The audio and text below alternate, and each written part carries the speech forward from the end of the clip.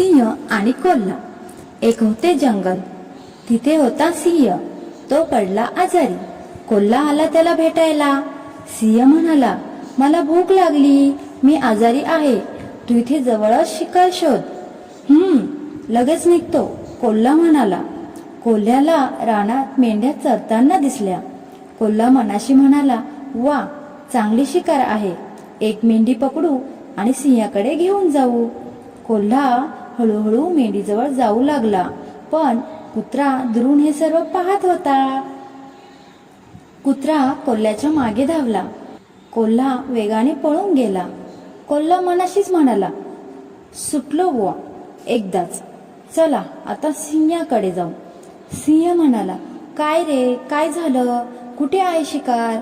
कोल्हा म्हणाला, शिकार दिसली, मी पकडायचा प्रयत्न केला, तेवढ्यात कुत्रा माझ्यावर धावून आला, म्हणून मी परत आलो, आता जातो, दुसरी शिकार शोधतो. कोल्हा परत मेंढ्यांच्या कळपाकडे गेला. त्याने इकडे तिकडे पाहिले. कुत्रा आपल्याला पाहत तर नाही ना याची खात्री करून घेतली. हळूच त्याने मेंढीचे एक पिल्लू पकडले. ते पाहून सगळ्या मेंढ्या ओरडायला लागल्या. कोल्हा घाबरला. त्याने मेंढीचे पिल्लू सोडून दिले. मेंढीचे पिल्लू कळपात परत गेले.